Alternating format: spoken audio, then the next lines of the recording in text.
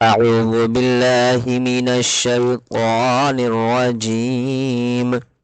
سورة الناس مكية. بسم الله الرحمن الرحيم. ملك الناس.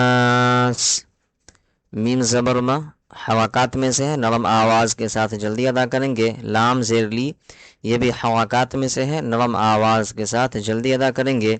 اس الف کو اور اس لام کو نہیں پڑھنا ہے، بلکہ اس کاف کو اس نون سے ملانا ہے. اس لیے ملانا ہے کہ تشدید والے حرف کو کیا بار پڑھتے ہیں؟ 2 بار. ایک بار جیسے پیچھے والے سے ملا کر پڑھیں گے، جیسے کاف نون سر کن، نون الف زبر نا. ایک بار پیچھے والے حرف سے اور ایک بار خود جس کے اوپر تشدید ہے، یا پھر اگلے سے. اور یہاں پر الف سے پہلے نون کے اوپر زبر ہے تو الف مدہ ہوگا، اس کو بھی تھوڑا سا کھینچ کر کے پڑھیں گے. نون اور میم پر تشدید ہوگا تو غنہ ہوگا، اور تشدید میں ایک قسم کی سختی ہوتی ہے تو اس کی بھی ادائیگی کرنی ہے. یہاں پر روکیں گے، آیت کریں گے. سین کے نیچے کا زیر ختم ہو جائے گا، اور جب یہاں پر سانس توڑیں گے تو سین کے اوپر جزم سکون دے کر کے سانس کو توڑیں گے. جیسے مالک الناس. چلتے ہیں ناظرین تھوڑا بورڈ کی طرف، وہاں کچھ سمجھتے ہیں. جیسے دیکھیے، یہ تشدید ہے اور یہ کیا ہے؟ یہ جزم سکون ہے. تو اس تشدید کو 2 بار پڑھیں گے ناظرین. کئی بار؟ 2 بار. اور اس جزم کو کئی بار پڑھیں گے ناظرین؟ اس جزم کو 1 بار پڑھیں گے. تشدید کو 2 بار پڑھیں گے، ایک بار پیچھے والے حرف سے ملا کر کے، اور ایک بار خود جس کے اوپر تشدید ہوگا. ایک بار خود جس کے اوپر تشدید ہوگا.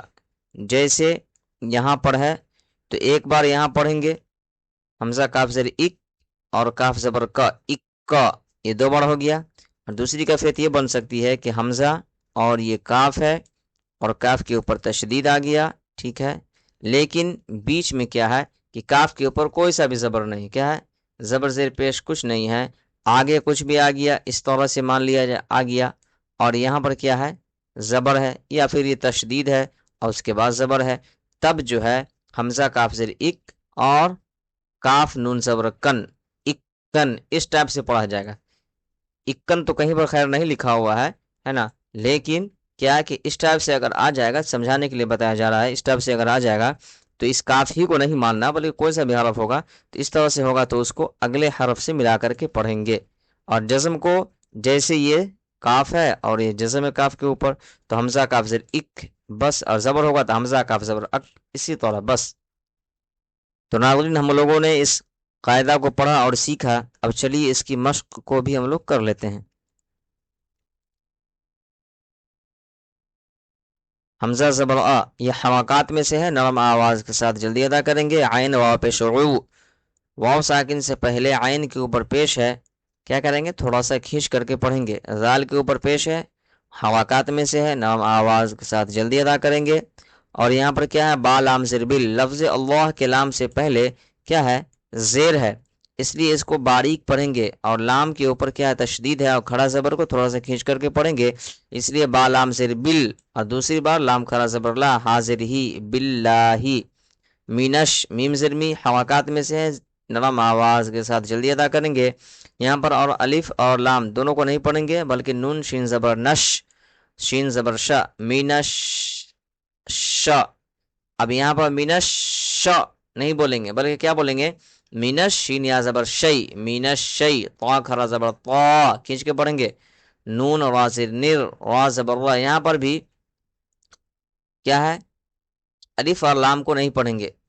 جیم یا زیر جی، یا ساکن سے پہلے جیم کے نیچے زیر ہے، یا مدہ ہوگا، کھینچ کر پڑھیں گے. یہاں پر آیت کریں گے تو یہ زیر ختم ہو جائے گا، تشدید دے کر کے، جزم دے کر کے سانسوں کو توڑ دیں گے. تو قاعدہ میں کیا تھا کہ ایسے گول نشان کو آیت کہتے ہیں. یہ بات تو سمجھ میں آ گئی. زبر زیر پیش 2 زیر، 2 پیش پر وقف کرنا ہو تو آخری حرف پر جزم دے کر سانس توڑ دیں گے، اسی کو وقف کرنا کہتے ہیں. ٹھیک ہے.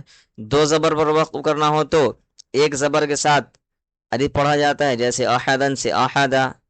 گولتا پر وقف کرنا ہو تو ہائے ساکنہ بن جاتی ہے، جیسے جاریتن سے جاریہ.